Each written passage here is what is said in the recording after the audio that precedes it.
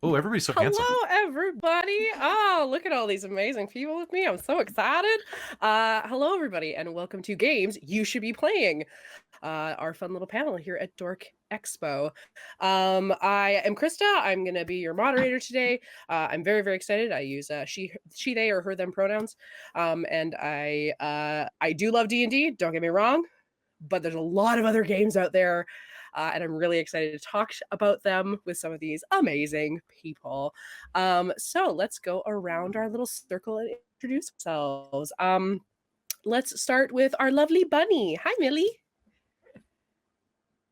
I definitely just rolled the dice and got a nat one and just put a cookie in my mouth. So I'm doing this while eating a cookie. Hang on. I'm so sorry. All right, part of cookie consumed. It was peanut butter. It was amazing. So the first thing you should know about me is I'm always eating a peanut butter cookie. Apparently, no. Hi, my name is Millie. While eating. You can also call me Bunny Hearted. My pronouns are she and her or they and them. I guess I'm like a '90s retro styled anime comfort VTuber over at Twitch.tv/Bunny Hearted. I'm also a massive tabletop role playing game fan. I'm just I don't know, a huge fan of Dork Tales. I love this community. I'm proud to be a part of it. Today, I'm actually secretly a sub-in. I'm filling in for Chris, who was intended to be here. And Chris has sent me with cool recommendations, and I have some of my own. And of course, mine are all very like 90s anime cyberpunk. So you're all in trouble. Very exciting. Yes. And much love out to Chris and Caitlin taking care of their wee one. Much love to you guys. And let's pop over to Natasha. Hi, Tash.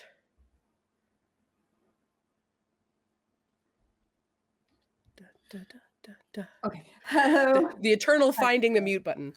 Especially when your mouse is on the other computer. I'm Natasha. You can find me all over the internet and right here on Twitch at Natasha Tuskowicz Designs. I stream things like co-working, gentle music, and ADD help, and things like creative streams, fashion design, art, writing, book club, business, all sorts of stuff. So come check it out if that sounds interesting to you. And yeah, I'm a huge fan of like indie games, so I'm excited to see to learn some new games and to share some games. Very excited. Thank you for joining us on that. I know I have played in some of your indie games and they've been very fun, so I'm very excited.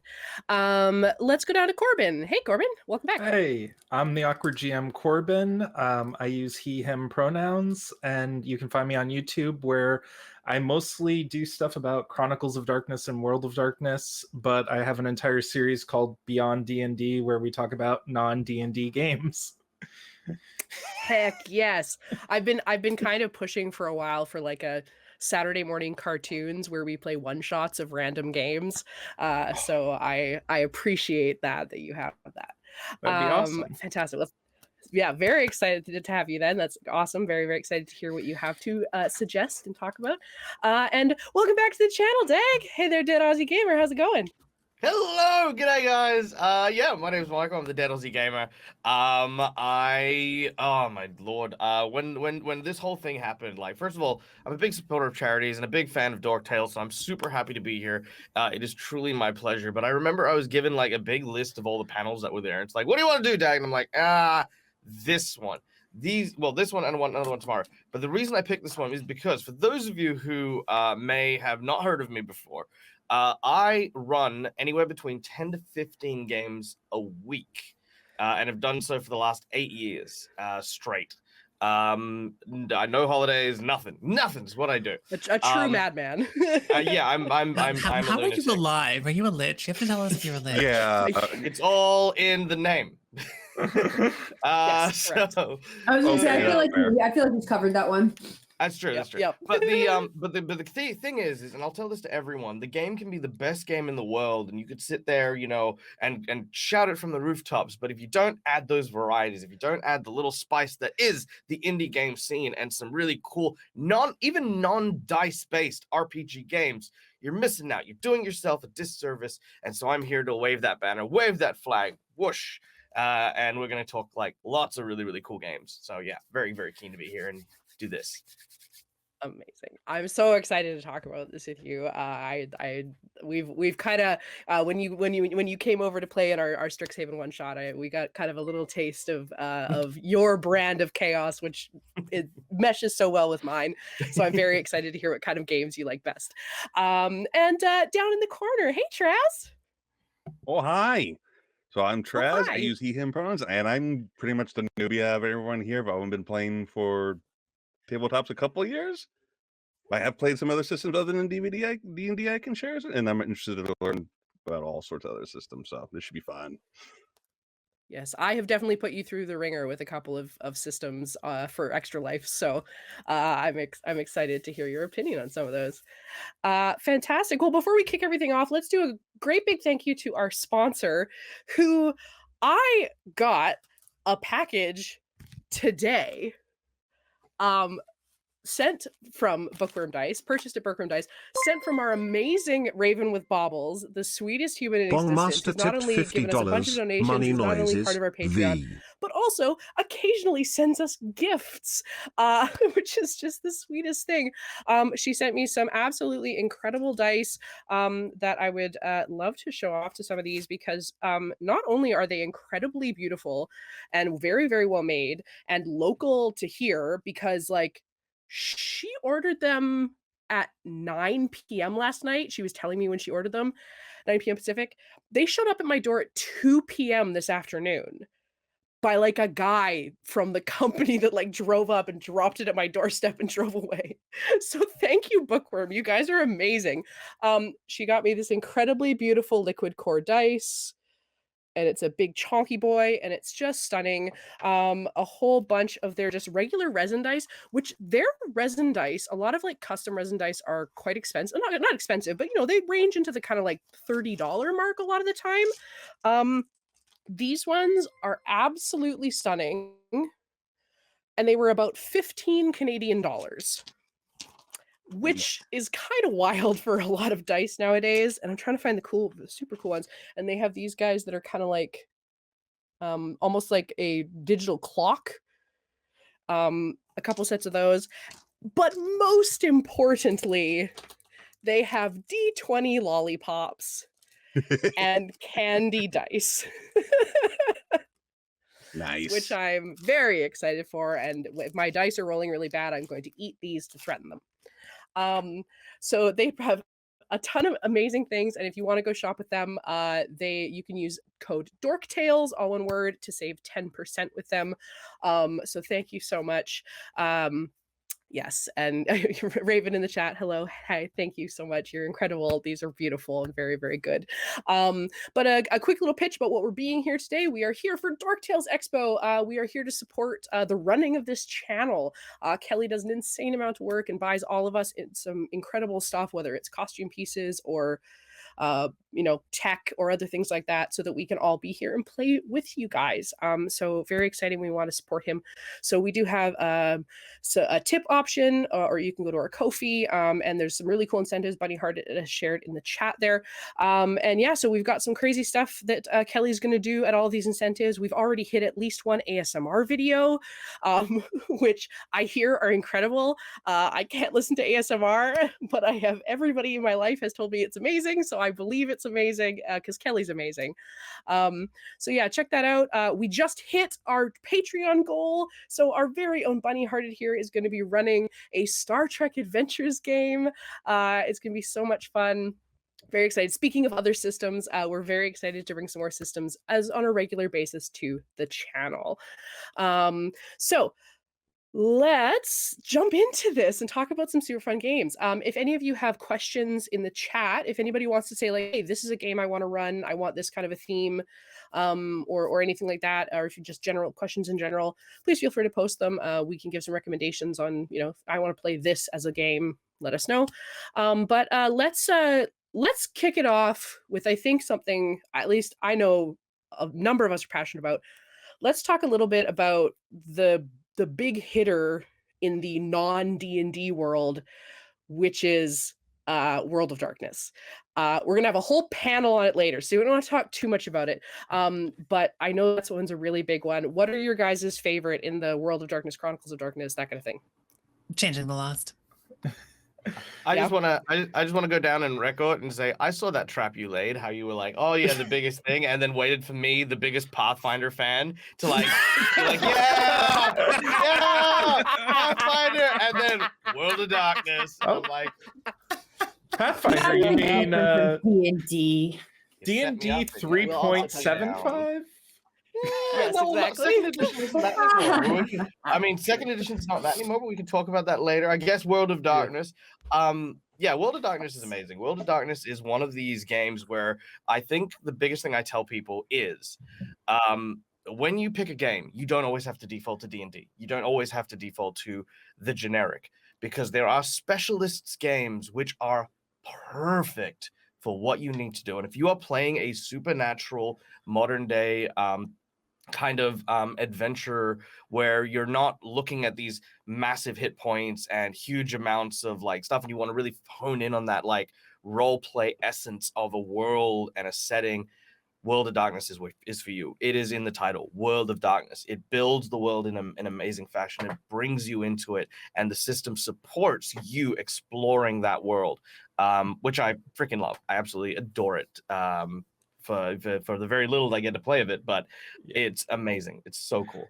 I have a hard time picking which Chronicles of Darkness, which is the new World of Darkness, the sort of rebooted spiritual successor, even though the original is still Anonymous going on. tipped And I've $150. run a game of every single one. I have players playing vampires, werewolves, mages, changelings, Prometheans, demons, mummies, hunters, everything down in there. Though I would say my favorite one has to be the Mummy the Curse, because you get to basically be a Time Lord from Doctor Who. Oh, that's incredible. You experience life in a non-sequential timeline. So when you're done doing your mission, you can wake up either before the last mission or like significantly further down and come back. It's very hard to pull off, but it's really fun when you manage it.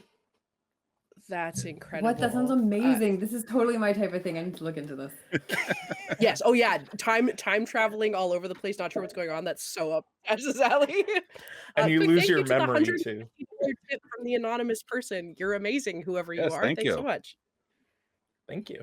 But yes. Any other? So we've got Changeling. We've got Mummy. I don't know how much World of Darkness you guys have played. I haven't played much. I played a little bit of Vampire and Chronicles. Werewolf were very popular. Yeah. Yeah.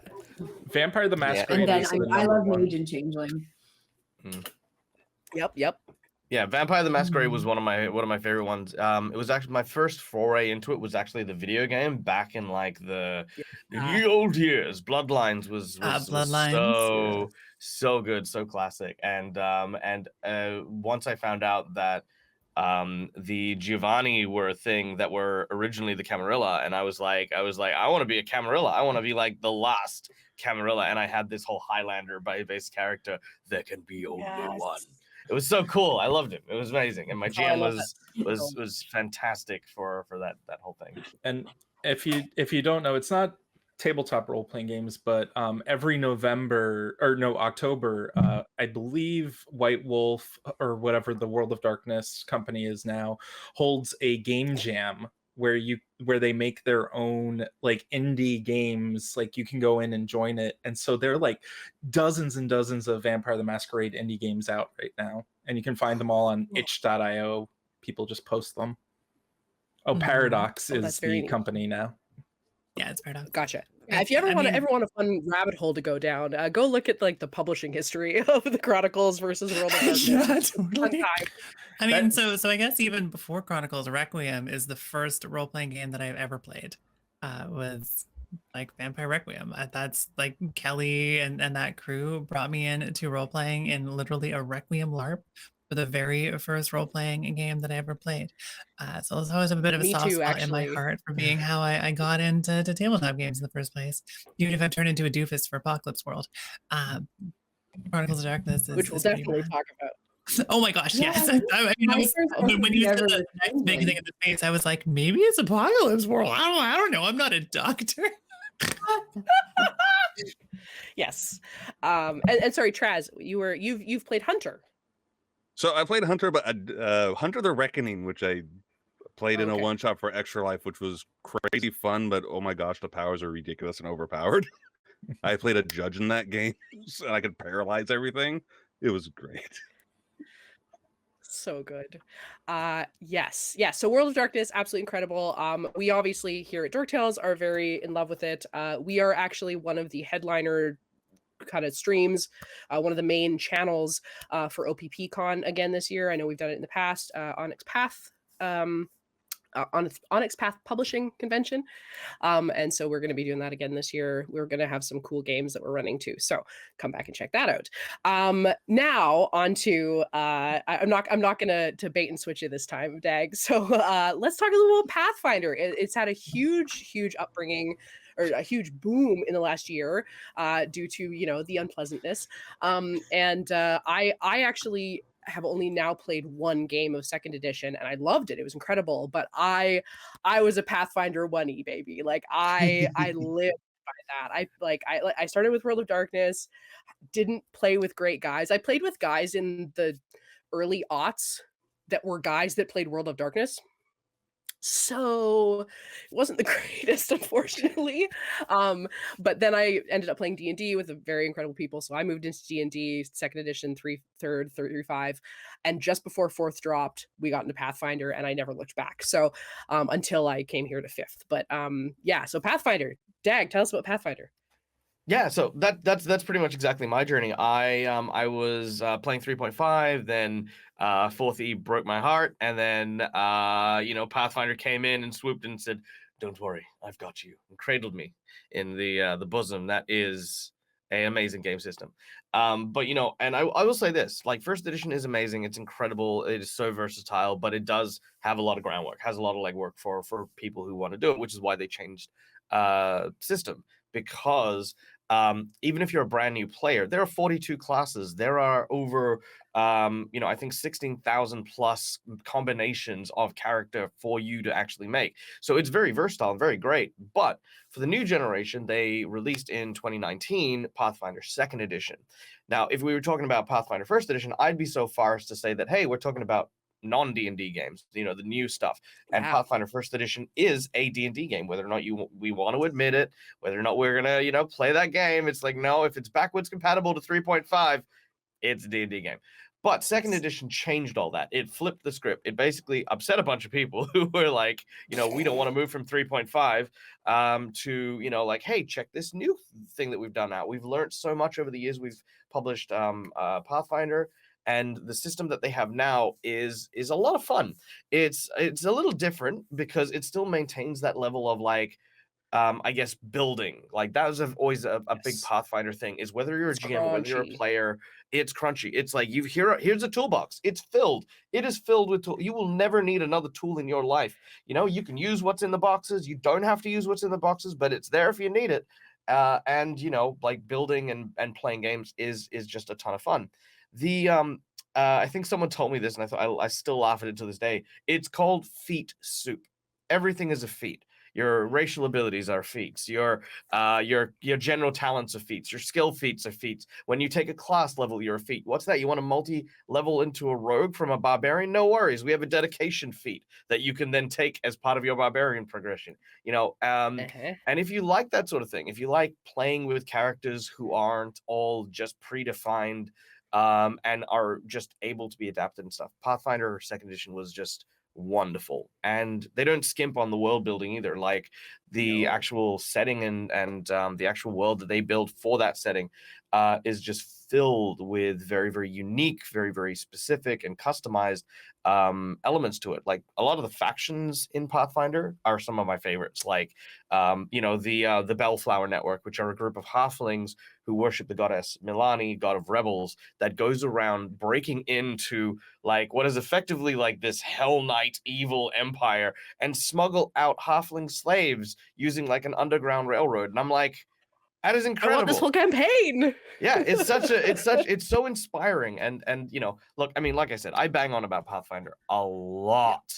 But I will say this though, it does take a good GM. one that knows what they're doing, and one that is very welcoming, because you can definitely be that kind of GM who sits there and goes, crunch, crunch, crunch, crunch, crunch, crunch, crunch. Why aren't you keeping up with the crunch? What's wrong with you? This is the best game ever. And, you know, that's a whole other thing, but, you know, we're really There's a not that learning bad. curve for sure. Yeah. No. And I think something that we talked about when we did our little one shot with that our friend Wei ran for us was I find sometimes, like, when you come into D&D or a lot of systems, you kind of come into it and you have to sort of have this whole character concept ready to go, and then you build to create that character. Whereas Pathfinder 2e has so many incredible, like the rate, like having your species be like ancestry, and your it's like two Heritage. parts to it. Heritage, thank you. So like you're not actually picking your race, you're picking all these different things, and there's so many options, and they're all so colorful that like picking each step builds your character for you, and you feel the background happening as you're doing this, which is for me one of my favorite parts of the whole system, aside from the action economy, which is incredible. But does anyone else have experience with Pathfinder 1e or Pathfinder 2e? No. I mean, Get on it, totally then. unreasonable amount of experience with Pathfinder 1e. All right. It very much is just old D&D. I love it. I think it's a big improvement on old D&D. I think I'd probably take 5e over it at this point, but I still love so much about first edition Pathfinder. But I also have been hearing so many amazing things about second edition that I think y'all have inspired me to finally run it instead of running 1e still. So the players are just Do like, it. well, we're Absolutely just do it. doing Galarian stuff. We're doing first edition Pathfinder vibe. Let's carry on. But I've been staring at that book going, oh, it's so pretty. Free archetypes are so cool. And Chris mentioned them even when talking about stuff that he wanted to make sure was shared, was talking about Pathfinder second edition, and the ability to specialize in more than just your class. I think that's so cool. It allows so much customization. Like it's that feat soup, right? Like just having so many different ways to like build and customize your character is amazing. And I love it when mechanics support that. It's way 100%. cooler than just like you're rolling a d6 for your personality. Yep. Go on. I was gonna say, there's nothing I think that I can add that Millie and Dag haven't already said. I used to play Pathfinder back in college, and it was a really wonderful time for first edition. I can't wait to try out second edition. I gotta say, one thing that I found helping me with the crunch like a lot is I actually use Fantasy Grounds for a lot of my games online and stuff like that, and having something that automates a lot of that and just sort of puts the options like out in front of you, whether it's character builder and stuff like that. I think the biggest tool if you are looking at getting into Pathfinder second edition for the very, very first time is, as much as it's fun and enjoyable to have like a ton of books in front of you and read through them, because I do that sometimes, you know, especially when I have the time to do it. You know, that's a great way to go about it. But if you have the option to be able to have like you know, a hero builder or stuff like that, it makes it so much easier to manage what options are available if, you know, you've got something automatically telling you like, hey, by the way, guess what, you've just hit level 2, here's what you need to do, and then it's just tracking you as you kind of make your growth and your expansion. So yeah, I mean, like I said, that's biggest tip that I can give people in terms of any Pathfinder material is, if crunch is not your thing, have a look at some VTT stuff to help you out, like that, or even just like I said, hero builders. And Bongmaster made a very good point here of saying that they looked at the core and went, holy shit, that's a lot. There's like this much that's for the player, and the rest, like it's unlike in with most D&D, there's a player's handbook, there's a DMG, there's a monster manual, there's all these different books. With Pathfinder, you can just buy the book and you can live with that, and that's kind of all you really need to run the whole thing, instead of having to buy all these pieces. But you do still need the bestiary, like, you know. Well, of course, yes. but for general play, you can kind of get away with it's not just the player's handbook, so don't feel like yeah, that's fair. As a player, don't feel like you have to read that entire thing, because you don't. Wonderful. Okay, let's move a little bit. Before we get off the topic of D&D, there is an older system that I always stand by, and I miss it, and I love it, and I really need to run it at some point for somebody because it's incredible. Is Unearthed Arcana. Arcana Unearthed, which is a Monty Cook system, which is another sort of off-brand D&D with very similar. If you know how to play D&D, you know how to play Arcana Unearthed, but it has some different rules and has some different abilities and stuff that I always really enjoyed. Maybe I'm looking at it with a nostalgic lens, but I'm a big fan. I don't know if anybody else has played this game. No, I have not. I don't know a ton of people who have. No, Monty Cook did a bunch of really, really cool stuff around that time because I've actually got. I feel like the only Monty Cook book I have is Savage World, which is the World of Darkness D&D 5th Ed conversion, and it's been on my shelf Yes. for like a decade, and I've not even touched it. And I'm like, I'm sure I have that book. Yeah, exactly, right. Yeah, so if you're interested in looking, if you find it on a shelf at like an old bookstore, I highly recommend picking it up. It's a lot of fun. Yeah, let's move a little bit out of the D&D sphere and let's talk about Millie's favorite, some Powered by the Apocalypse. What Millie, do you want to kick it off with some of your faves? Oh no. Okay. hang on. So I feel like kind of like maybe I like your everything. favorite feature of what a Powered by the Apocalypse game But is. yeah, I think an overall high level thing is sort of at the core. In my mind, the way I describe it is that the key thing that makes a Powered by the Apocalypse game different from many other games that you're playing to find out what happens, and there's very little prep, and that you're very reactive as a dungeon master, or game master or whatever it is. You almost never roll dice in these systems. It depends greatly on the system. Sometimes there's different things that happen. But you're almost always asking the players questions. The games run very conversationally, and I use Dungeon World, which is one of my favorite Apocalypse World games, to introduce people to tabletop role-playing games if they've never done it before, because it flows like a conversation, and it's grounded in the fiction of the story instead of the mechanics. That's something that feels a bit hard to explain, but it's sort of this idea that, like in D&D, you roll dice, those are the mechanics, and then from what happens in the mechanics, you're telling a story. Whereas in an Apocalypse World game, typically, there are some outliers, you are telling a story, and then the story that you tell goes, hey, it sounds like you're using hack and slash, you're stabbing a guy. So let's see how that story resolves. And it doesn't sound like a big difference until you play it. It sounds like you're using hack and slash. Sorry, I mean, continue. Sorry, therapist noises. But for my favorites, ones of them, I think like this is going to be a running theme for a lot of my favorite games here, is one that I've rarely had the chance to run, but it does some things that I think are just really incredible, which is Sprawl. And Sprawl is a cyberpunk setting for Apocalypse, like it's Apocalypse World style cyberpunk setting. And it has one of my favorite mechanics, and I steal it in every single game that I run, where in Sprawl, the players each define a like cyberpunk megacorporation that exists in the world. And that's how you build the setting. And I steal that for everything. If it's a cyberpunk game, maybe they're doing mega corporations. But if it's like, I don't know, if we're doing 5th edition D&D, I'm like, cool, tell me about a neighboring kingdom.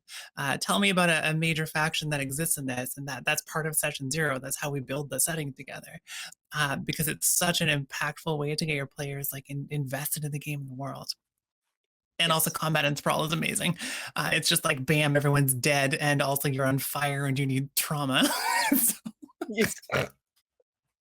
Correct. Yes, it's absolutely. great. Big fan. Yes, I am also a big fan of Powered by the Apocalypse for all those same reasons. Like, it's so much more of a conversation. Like, it's not a storyteller running things. You're like refereeing and facilitating. I'm a big fan of that. And yeah, the things that a lot of the Powered by the Apocalypse games focus on aren't just combat. It's about like having those conversations, and like a lot of people, you know, say, oh, tabletop role playing's therapy. It comes in a lot harder for Powered by the Apocalypse, for sure. Has anyone else had a lot of experience with those features of Powered by the Apocalypse? Oh, I know I've run Traz through some stuff. Sorry, go ahead. Yeah, I was you've run gonna me say- through a couple. Yeah. Yeah, I was gonna say, you know, I feel like I've got so much to say on everything. I didn't want to like jump in all the time and be like, yeah, you know, like a million Powered by the Apocalypse. But yes, no, I've played like so many different. Like one I'll of the cut things you I love off if about you're it- talking too much. Thank you. I appreciate that. Yeah, just be like, shut up, Dag. So yeah, the Powered by the Apocalypse, I find is one of the also the easiest introductions to role playing for people who've never role played before as well. Like for me, because a lot of what I do, in addition to the online streaming stuff, is I run games for at-risk kids at my local youth center, and that's one of my big like places where I run a ton of games. And the kids, you want to really kind of challenge them and like not just go, yeah, it'll cool, let's learn D&D and that's it. And Powered by the Apocalypse is so versatile because there are so many different settings and systems and methods of doing it. Like we had a Pride Week that we did for the youth center, and I ran the Steven Universe Powered by the Apocalypse game that's available out there. And they loved it. It was I freaking almost ran amazing, that the other day. Yeah. Yeah, and yeah, I think that's it as well. And it's so easily and very elegant as far as the foundations go that you could really apply it to anything. You could make your own Powered by the Apocalypse game so easy, and I think that's one of its biggest strengths. Whenever I see people desperately trying to fit their game style to D&D and they're ripping it apart like a carcass, I'm like, I guarantee you this game exists somewhere else. Go play another game. I'm begging you. Like, you're doing so much work when you could just do a Google search. The one when I almost ran the Steven Universe game, I ran for one of our charity streams, I ran a game when I think we played through 16 Powered by the Apocalypse games in 4 hours, all based on television shows. Like all these games exist. I didn't build a single thing. I found ones that were based on it, like that one. There's Teens with Attitude, which is Power Rangers. There's Mashed, which is just MASH. There's like all these ones that are based in that. But then there's also this whole other world of things that you can build these things. I have a folder of about 200 Powered by the Apocalypse games that are all unique and all different. And if you don't find a game that fits, make your own. I'm always a little bit. I don't know if I've played Powered by the Apocalypse, but that's because there's just so many games that use the engine, and that like I just don't like. I played a game, I can't remember what it was called, but I'm like, this seems so familiar. Our character sheet's a playbook. This must be Powered by the Apocalypse, right? Yeah. Yep. Pretty much, yeah. Yeah. Yeah, I know Traz, I've run you through a couple of different Powered by the Apocalypse games. How did you enjoy them? Yeah, what Ryan, was it the Witch is Dead one of them? I feel like that was probably one of them. No, The Witch is Which Dead ones was a were they? one page, which we will also discuss Which ones? later. Because you've all run me through so many games. I know, right? I always Kelly always laughs at me for Extra Life, and so I was like, so what ridiculous game are you running this time?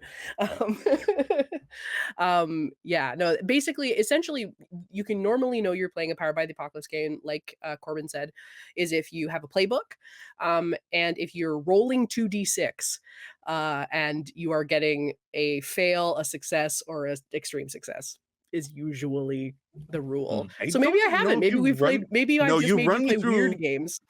You made me play maybe The Witch is Dead, Valor. There's probably a couple others I can't remember. One of the biggest Powered by the Apocalypse games I've played was really funny because it was one of the earliest ones I'd played, so I didn't realize it was Powered by the Apocalypse because like, and I just want to set the scene here. There I am, reading my emails and stuff like that, and someone's like, "Hey, you should check out this game," and they sent me a copy of the core rulebook. Core rulebook's pretty thick, right? And Powered by the Apocalypse, you can usually, like it's like when you go to like a tourist like info desk and there's like, here's what's in the local area. That's how thick a Powered by the Apocalypse rulebook generally is. So here I am with this massive chunky book, and I'm looking, I'm like, okay, cool, this is like a good RPG. And then they said, yeah, there's like expansions and a whole bunch of stuff. So I started reading it. And I was like, this is really cool. There's a city. You get superpowers granted to you by fairy tales. And, you play ordinary people, but the more that your power takes over, the more the story tale happens. This is really cool. It reminds me of like, Fable, the comic book series, or if you've play the video game Wolf Among Us, reminded me of that. And I was like, oh, this is really exciting. This is right up my alley. This is so cool. And then that was when I realized, as I ran my very, very first game, and I actually got into the mechanics of it, I was like, wait a minute. City of Mist is just powered by the apocalypse. It's just a super big powered by the apocalypse. Yes. I have been duped. But yes, it was so amazing. This person had sold this entire thing until I sat down and literally started rolling. It's like, okay, how do we do things? Okay, now I know that these are the checks. What are the checks? It's 2d6. Wait a minute. They've just called playbooks themes. God damn it. I got rolled. Yeah, exactly. Yeah, got right tricked. I kind of found that as well with Blades in the Dark. When I was first sort of reading through the rules books on it, I was like, this is like very powered by the apocalypse, but also not. But I now know that it actually essentially became a branch system, and Blades. It's not. What's this? Evil It's Hat? Apocalypse World created. Sorry, go ahead, Corbin. Oh, sorry. Go on. Oh, I was just going to say that Apocalypse World begat powered by the apocalypse, and then Blades in the Dark. Ones that are based on that are called something Blades. I can't remember what it's called though, but it essentially became like a subgenre of moddable games that are just crunchier than powered by the apocalypse games. Forged in the Dark. Thank you. Yes, that's the one. Appreciate it. Yes, and so it is very similar to it, which is kind of interesting because like you see this like Apocalypse World and we did my first foray into the Extra Life games. We ran Apocalypse World, which is where Furbasic Park came from. So if you can use a powered by the apocalypse system to run a game based on a post-apocalyptic wasteland in a city that is akin to BioShock, that makes abominations that are based on Furby genetics, and there is a demon ghost Furby, you can run anything in powered by the apocalypse. Don't forget about Greg Meg, otherwise Chris is and gonna Greg. yell at us. Oh yes, Chris. Oh, Chris isn't. Yeah, Chris would have defended me. I actually have a magnet that I'm going to adjust to be a Greg magnet for him. Yeah, one of the games I wanted to recommend is Court of Blades, which I think is one of those variants of those games, like one of those derivatives, and that's kind of like a Renaissance fantasy kind of magic world, but more like court political intrigue kind of stuff. Have you run it? I've heard about it, but I've never. I haven't run it yet, but I have it, and so I really want to run it soon. Okay. If you do, please tell me how it goes, because I've been curious about it too. Okay. Yeah, that my understanding with Forged in the Dark games, they tend to be a little bit more politically intriguing, whereas like Powered by the Apocalypse very focuses on your relationships with people. Those of you that have watched the Ward games of ours, that is Powered by the Apocalypse, and it very much focuses on your relationships with people, and it is a core part of that. Whereas, yeah, Blades in the Dark still has that, and Forged in the Dark has that feature, but is a little bit more politically forward, at least in the darkness of it. Does anybody have any Powered by the Apocalypse games that they really want to push and they really want to talk about? I don't want to talk about it too much because it's a subgenre. But if you're ever interested in sitting around a table and having a really, really fun kind of game with all of your friends where you're telling a story together and you don't have to bother with dice basically ever, and it's just a ridiculous conversational play style, the Firebrands system is secretly powered by the apocalypse at its core. And some of those games are amazing. There's a whole collection of them up there. You can find a whole group of them on itch.io. They're some of my favorite games. There's like, hang on, I can pull up the list here, but there's, Firebrands itself. There's The King is Dead. There's Dragon Hearts. There's so many options. Mobile Suit Zero, I think, is what we played. Yeah. So that's Firebrands. That's the core one for it. It's basically it's a Gundam season simulator in 3 hours. But they're so broad and they're so much fun. Yeah. Yes. I just love them. I just want to say if anyone is going to run a City of Mist game, I'd like to play it one day. That'd be amazing. Instead of running all my games. No, it's fine. It's fine. Yeah, put me on the list. It's like, yeah, actually, I think that's one. I think No, go. I think that's one Kelly has threatened to run at one point because I know I've seen I've seen every book on Kelly's shelf, but I'm Kelly, pretty I'm sure I've right seen here. that one. So I'm right here, buddy. Right here. No, no, I am partially lying. Well, I was saying partially lying. I'm actually going to be doing a show with Perception Studio because they're also big City of Mist fans.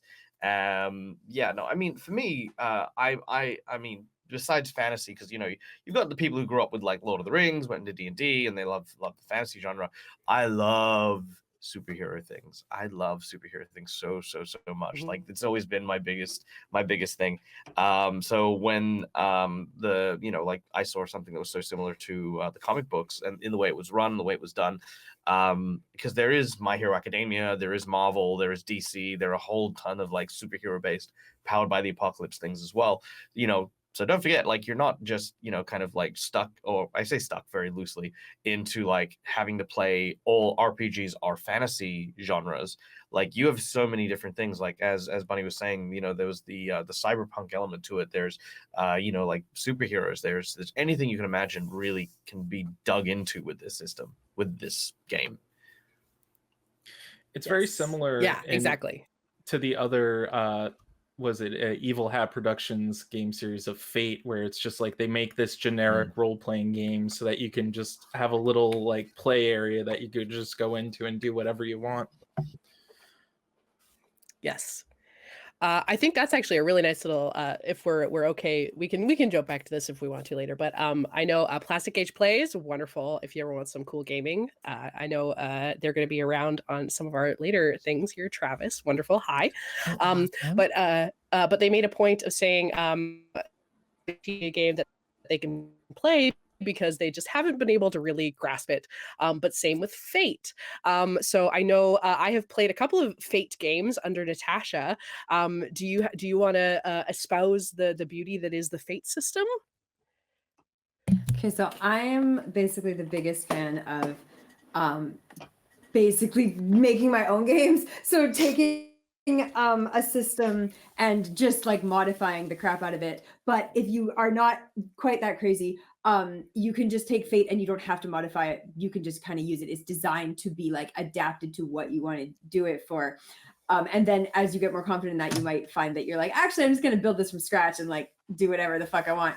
But it's such a great way to get started. And kind of, if you have like a property and you're like, oh, I'd really like to play a game based in this kind of world.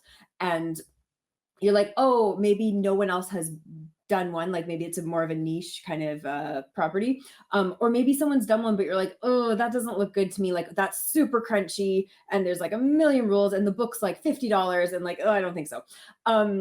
Fate is a really good alternative to that because you can make it exactly what you want. You can add more rules or less rules. You can kind of adjust for what you need, and yeah, you can literally adapt anything you want and make it amazing. So anything that's fantasy, anything that's magic, anything that's superheroes, anything that's not powered at all, whatever you like. So I can't say enough good things about using it for what you need and also using it as a jumping point to get into kind of figuring out how to develop a game on your own.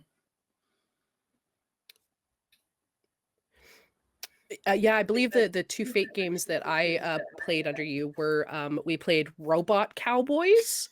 Yes. And we played a time traveling agency. So if that doesn't show you the diversity of what's available in this system, is incredible. Very, very good. Yeah, we also played a does anyone Pokemon else have any game for Fate. Yes, yeah, right. You guys played Pokemon, which was really fun. Though the dice in that game very temperamental. I find.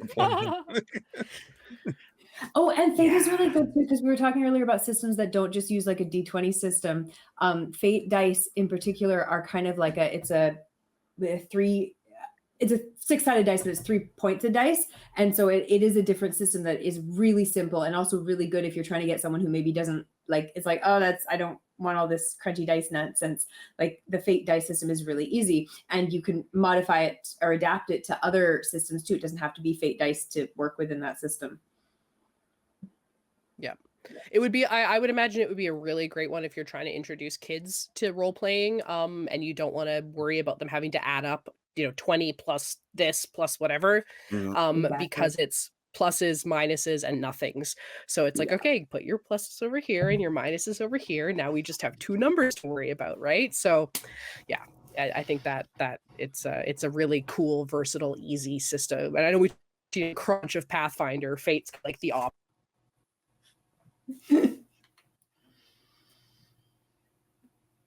Oh wait, I think Chris is Who's this, frozen for me. Krista? Is that just me? Is that just me? Nope, not just you. Oh, No, we should all we should all I'm freeze when she having- gets back. I'm having network issues right now. That's why I Quickly, assumed something quickly. happened. All right. Oh no! Quick! Everyone rebel! There's no moderator. Flip the table Gah! over. Yell about games. Hey, you punks! I This saw thing what that you they did just there. Let me put Stop on. talking about them. Stop talking about them. I'm sorry. My internet cut out. I think my stepdad's downloading something. Anyway, I'm so sorry. Yes. Did anyone have anything else they wanted to talk about with Fate systems? Only thing I'd like to point out is that it's also known for the Dresden RPG system, and I think that came out first out of all of them. I'm not sure though. yeah, there's definitely I don't know that one, but there's definitely a bunch of games in the Fate system that are like big name kind of games in their own right. The TV show Leverage actually used Fate to help outline some of their scripts. That's so funny because I totally wrote a Leverage game using Fate. That was the first one I ever wrote. That's awesome. Wait, isn't It there actually a worked great. leverage The game world too? is That's pretty solid. cyclical. The circles. I think there is, and I think it's in the Yeah, Fate There is system. now. It's a more recent Yeah. one. Yeah. I think there's also like a Quantum Leap tabletop Fate. But like you said, it's so easy to fit in all of these like details so you can, show writers who may not have any knowledge of games can really easily sort of throw their spin on it, and it comes in really Especially nicely. if So, you yeah. like games for the storytelling aspect too, right? You can use as much or as little rules as you want, and yeah. Absolutely. Speaking of very interpretive, fun rules, again, in honor of our wonderful Plastic Age Face clicking around here and talking about OPPCon, there is a very fun series of games that have come out in recent years called They Came From. And there is a They Came From Beyond the Sea. They came from Beneath the Sea. They came from Beyond the Grave. They came from Camp Murder Lake, I think is the camp one. We that one has some incredible fun rules. You basically are playing a B movie. Has anyone else had an opportunity to play those aside from me and Traz? I've actually been doing on the Onyx Path stream every Monday so far. Yes. They Oh. came from a beginner's guide. So if you are interested in checking out, They Came From, you can catch Okay. that with me 5 p.m. Eastern Daylight Time on Mondays. I'm so Convention. thankful that you said that because I watched that and I was like, is this the same person? Oh yeah. Yeah. Except my camera's usually on here. occasionally for some Trinity Continuum games. I've been trying to watch more of the other games on the channel. And I was like, yo, this sounds amazing. Yes. So thank you for Yes. settling my heart here. I appreciate it. No, that thank So yes, you for please watching. go check those out. You're kind of awesome. It's kind of like the whole shtick of we bring awesome people here, so we wouldn't bring not awesome people on the channel. So go watch those just because we're running a little short on time, and I know we all still have so many things we want to talk about. So please go check out those guys over on Onyx Path because those are incredible. Also, brief shout out to Trinity, Trinity Continuum, Aberrant, Trinity Aeon. Speaking of superhero games, Aberrant is incredible. It is definitely on a little bit. It's in that kind of space where I find Mage falls, where it is both very crunchy and very interpretive. So I Mhm. definitely feel like you need the right players and the right GM for that, because I've come from tables where there's just a lot of argument around rules, and so when I read things that aren't explicit but very crunchy, I'm like, there's going to be so many arguments, and I just get like awful flashbacks about it. I get that problem a lot. Right? Yes. Like I don't want to argue about a rule for half an hour. Just let me do the thing. apologies, I'm dealing with a chest cold. I'm trying to not cough up on into a microphone. Mhm. Anyway, yeah, so I guess one of the other sort of things that have come up a lot in recent years are one-page RPGs, which can be very fun and picked up incredibly quickly. Like Traz had mentioned earlier, we've run The Witch is Dead, which is fun. I ran a holiday special of Honey Heist, which is just delightful fun, and a lot of streams play it because it is so quick and easy. Does anyone have any one-page RPGs that they're really fans of? I have a couple I'd like to spout off. Yeah. I had a list somewhere. So the ones you mentioned, anything. So Lasers and Feelings is really good, and then there's a ton of variants of Lasers and Feelings. I think some of those ones that have already been mentioned are variants of that, and it's just such a great little thing. That's also one of the systems that I'll use to make a game too. Is just modifying Lasers and Feelings because it's so adaptable and so simple and makes a game. And especially if you want to run a game and you don't want to have to prepare a whole campaign, like a whole idea, if you use that system, you can basically roll for what the game is going to be, and it can be super collaborative because everyone else can be all the players can be involved in picking the plot, and also you don't have to come up with the ideas for the plot. It'll come up as you roll, and it's great. I love that. I also wanted to mention I think like kind of there's some more avant-garde games like Everyone is John, and what's the one with the bubble gum, All Out of Bubblegum, things like that are really fun too. Oh, that sounds fun.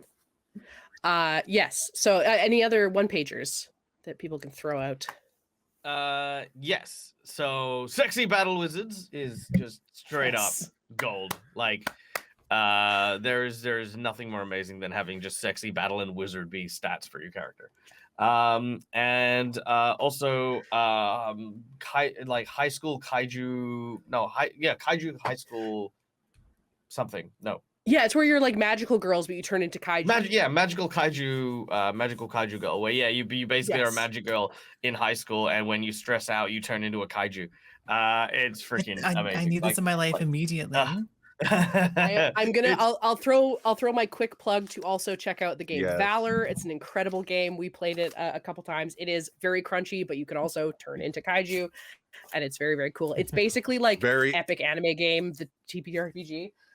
Oh yeah. yes, No, but do what not is the name create of character the- when you're on half a brain cell. Magic Kaiju Girl RPG isn't popping up with anything. Is there? Do we have another name for it? hang on, let me see if I can High find school it. 'Cause kaiju. Or like Yeah, you can look something for it like and tell us when you find it. Yes. Yep, I'll do that. Yes.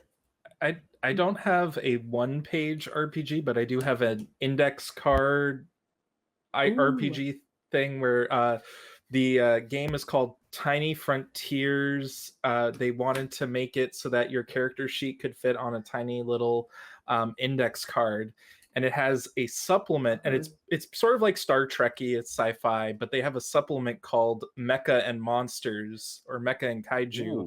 Where you take your index card and you can put it on top of another index card as if your guy has sort of like gone into the robot and stuff like that. It's such a small game. It's only like I think 10 or so pages, but it has like 100 or so pages of lore if you want to do different settings with it and things. Amazing. And it's very good for someone who's mechanically focused as opposed to like just role play focused, because it really does a good job of taking simple rules and making it sort of like a war game. Yes. That's incredible. I love that. Yeah. Amazing. Yes, perfect. So go check out some ones now on we don't have too much time left, but I know we also talk indie games that aren't any of these things and are their own things. Throw out your top favorites and why you love them. Natasha. Just to briefly touch on index cards, two of the games that I've found that are like more avant-garde, one of them uses index card, which is Oh No, The Bangers, and then Riverhouse Games is the one who this. They also produced a game called I-90, and like both of those games are super avant-garde and weird, but they're really cool and atmospheric. And then another game that's avant-garde I'd say is something like Gentleman Bandit, which is basically a game where you write a poem. So you could like, you know, single person RPGs too. There's a bunch of really good ones for Yes. that, and things that maybe like you write a poem, you don't, not even a story, but like things like that are just really cool. So good. Who else has some favorites? I don't know if it completely meets the bar for indie, but one of my favorite games that's come out in the last few years is Hardwired Island, which yeah. is set in a like space station, the far off distant future year of 2020 that's falling apart. The game is like explicitly a cyberpunk capitalist critique. It focuses on sort of like mechanics that make conversation really important. It feels kind of like a 90s cyberpunk Blades in the Dark, except with more detailed mechanics when it comes to like character building and combat and stuff like that. I have fallen so in love with this system. was Like a lot it of feels fun. like it was a response to all of the things that I was annoyed with about other cyberpunk kind of settings. It has so much love and hope in it. The art is so wonderful. It has some really interesting like concepts with their like big spooky AI things. I just really highly recommend anyone who likes cyberpunk and is like into cyberpunk red. You're into maybe Eclipse Phase because you're a nerd like me. You're into any of those kind of like cyberpunky sci-fi kind of games, and you also happen to maybe be or like 90s anime. Oh my gosh, check this out! It is phenomenal. It's like straight up one of the best systems I think I've seen in years, and I hope I get more chances to run it. And I should talk about Star Trek Corbin, you too, got but one? we can do it at the end. So we'll plug Star Trek. I did sort of want to bring up this RPG, and I think Dag talked about it earlier. I know he's played it though. I've seen a stream of him playing it, and it was the Through the Breach RPG. Yes. Yes.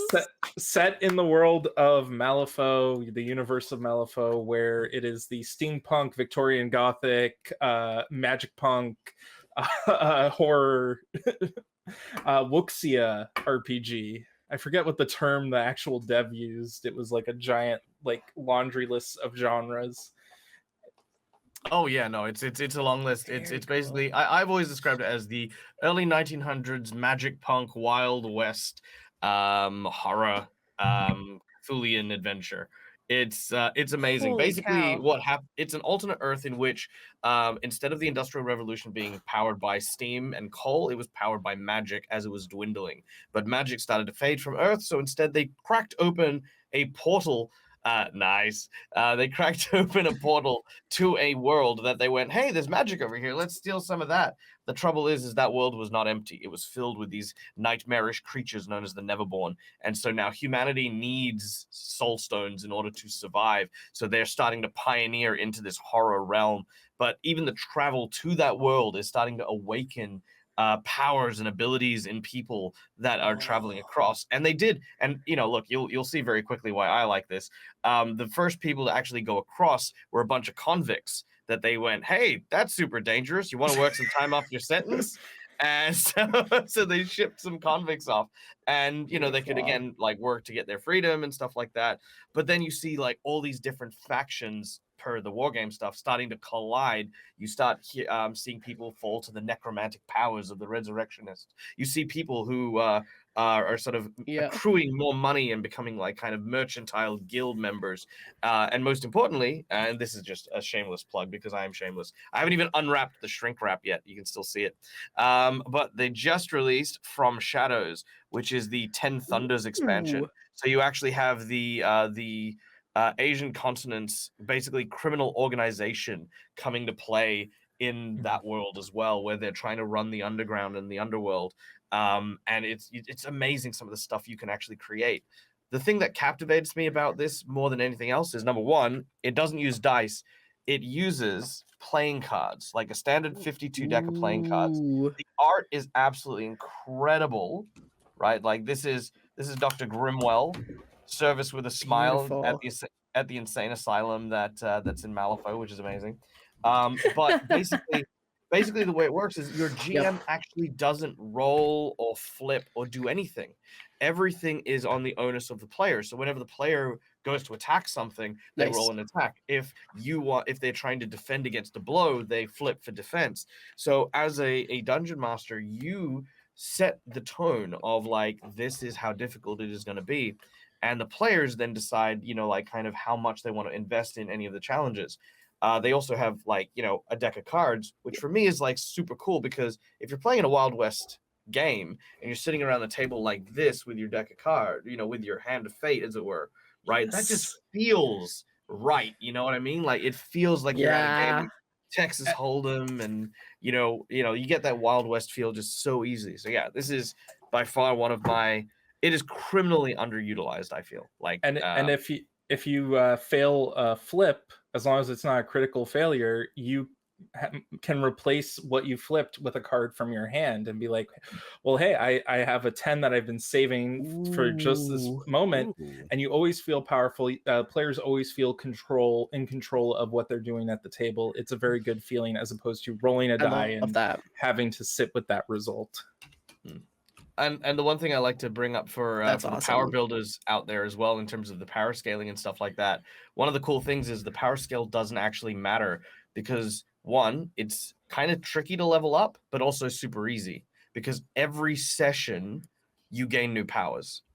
Like you finish a session, next thing that happens is you actually level up in whatever you pursued that day. So if you wanted to be, say, it's like, hey, we're doing a train heist, I'm going to start pursuing some criminal skills. At the end of the session, you then gain a bunch of criminal skills, and then the next session it'd be like, oh, we're gonna go and talk to the queen. Great, I should take some entertainer type stuff. So great, you've got some entertainer skills now, and you build your character every session. But to level up, what you actually get when you build the character is a 5-line poem, and your job as a player is to fulfill that like a prophecy or reject it.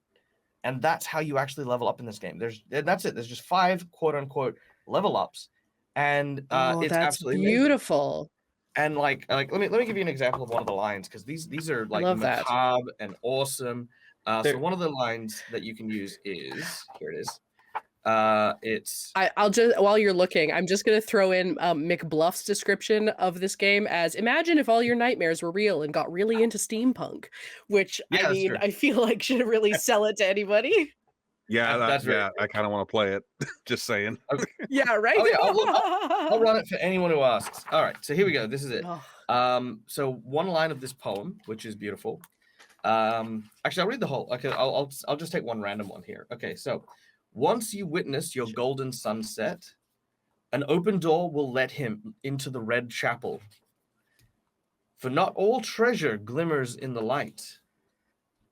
Denying the battle will win the war, and she will turn from you forever.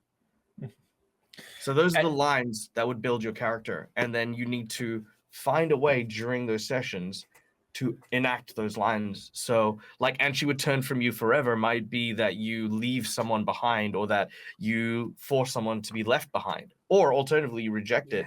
And you have that scene at a train station, she's leaving and she like running after her, but then you're like, no, I'm not gonna let her get away, and then you actually save her, and then that's how you achieve that.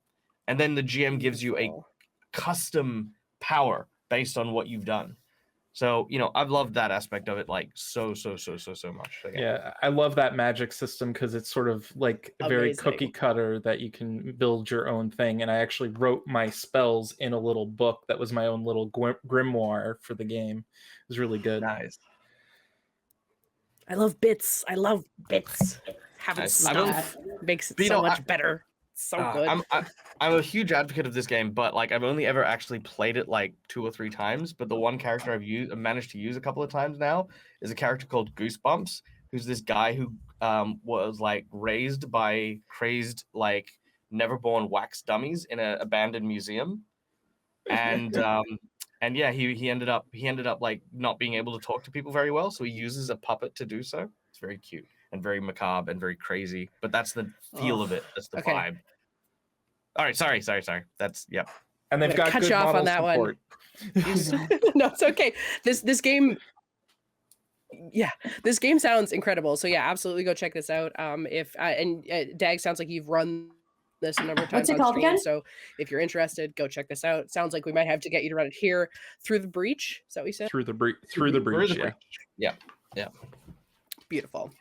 I also have a couple more games I wanted to just whip through. Spectacular. If we have a moment. Let's rapid fire. Yeah, shoot Natasha. So indie games, like just a couple like highlights. Beating Heart Bargain, Pigeon Panic is hilarious. Till You Drop is you play like a washed up pop star. Thirsty Sword Lesbians has been super popular, kind of a Utena based thing. Vice City Cryptids, if you want something more like real world hardcore, but also full of a ton of fantasy. And then I know we've played on this channel games like A Quiet Place, and there's a ton of derivatives of A Quiet Place. I really like Cozy Town. And then kind of on the similar fashion, Our Lady is one that uses a tarot deck, and just such a great storytelling vibey game. Beautiful. But yeah, Does those are anyone kind else of have my some rapid fire ones they want to shoot out? I can do some ones Beautiful. really quickly. The best palette cleanser for GM, Paranoia XP or any Paranoia game. Every player has 6 lives and they're all trying to kill each other.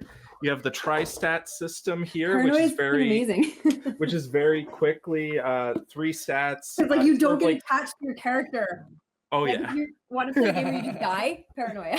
Oh, one of the Paranoia authors is on the next writing panel, which is crazy. Oh, that's so cool. Perfect. We'll tell them how Tristat amazing sys- they are. Tristat system is sort of like GURPS, where you build your character with flaws and powers. If you look for any RPG based on a TV show, you can usually find one. This was the first RPG I ever ran, which was Red Dwarf. It's sort of like Call of Cthulhu, if you ever heard that game. D&D 4e, if you want D&D, but it's like a war game.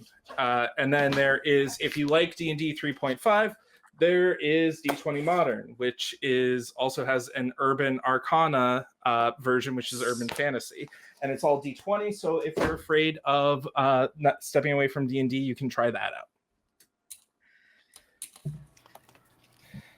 That was rapid fire. Beautiful. Okay, Absolutely wonderful. Yes, I purchased a that was very good. I loved that.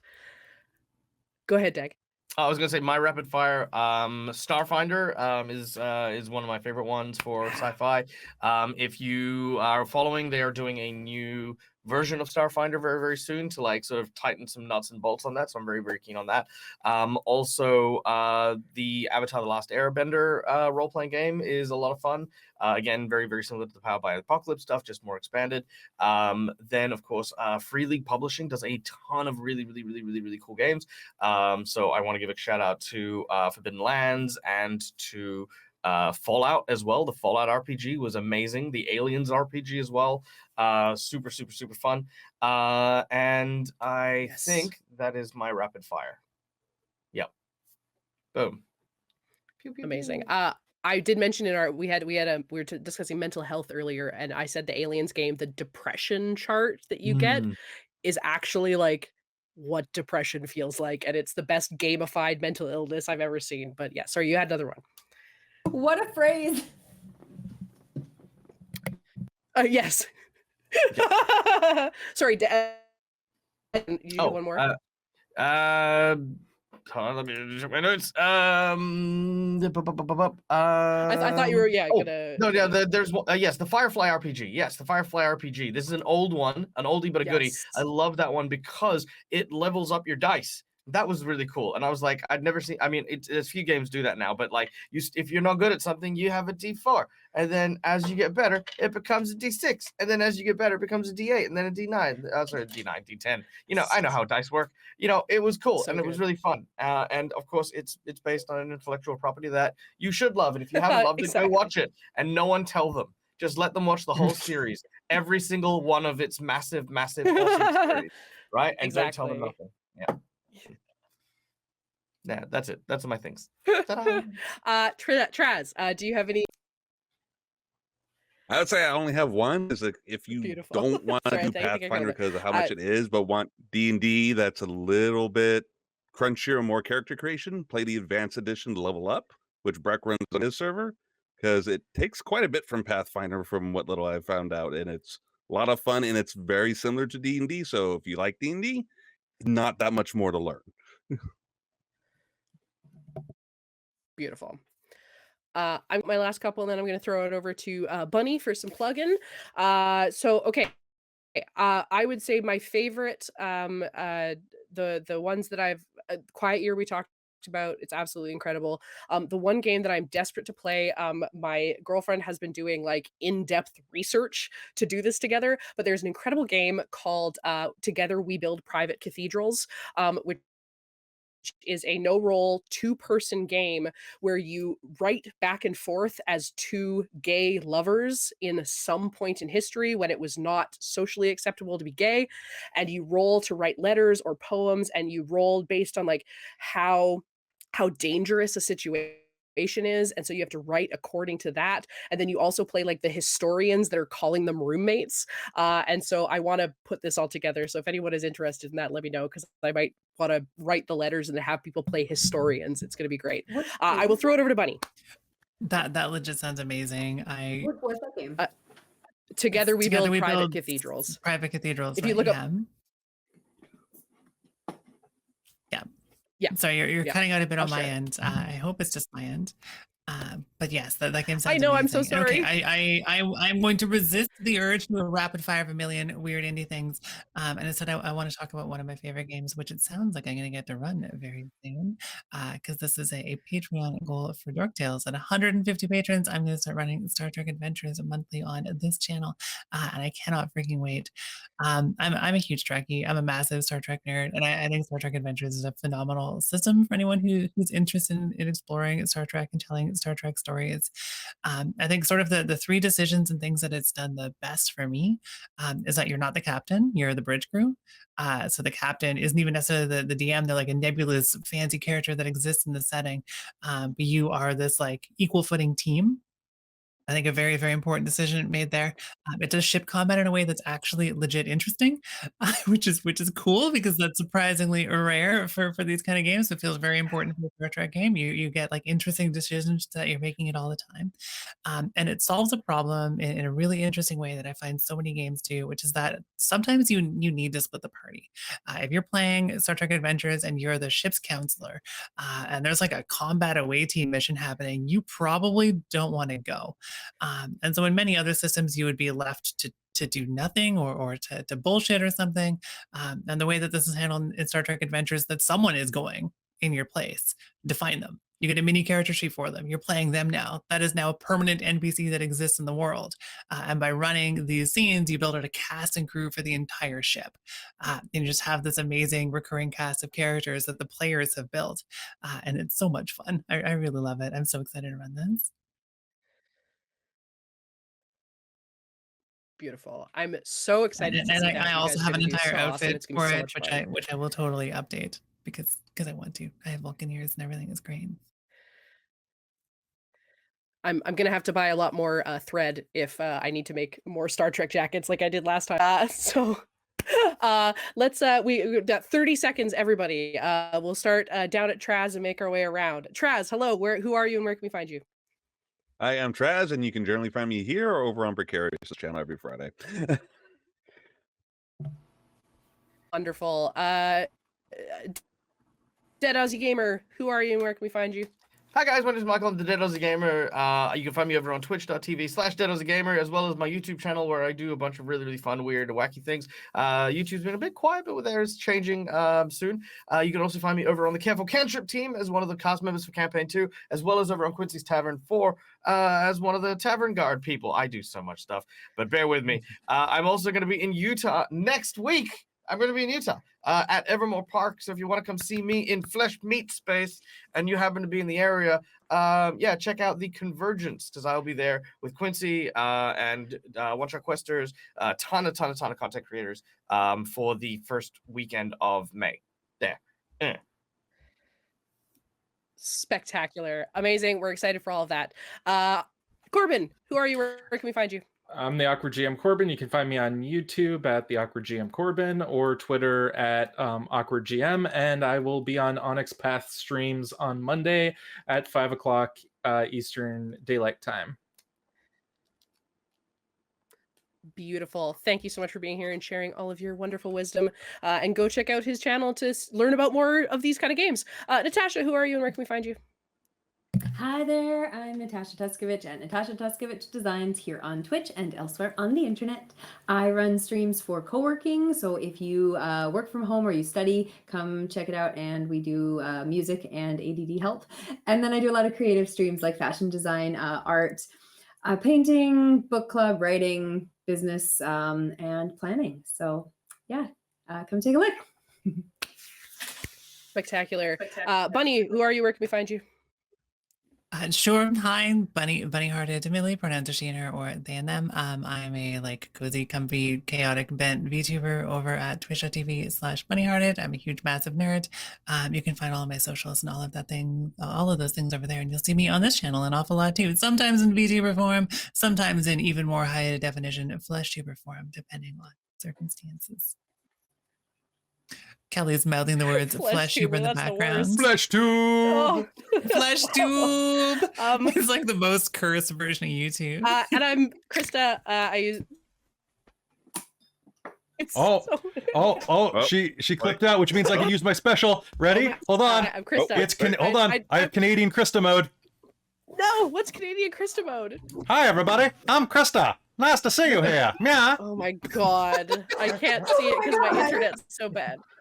Oh my god, why are you like this? I love you. I'm Krista. I use she, they, her, them pronouns, and I am usually here, although I don't know anymore. Maybe I should just let Kelly be me. I still Anyway, have love you all. still You're have incredible. You're all You incredible. do. I love you so much.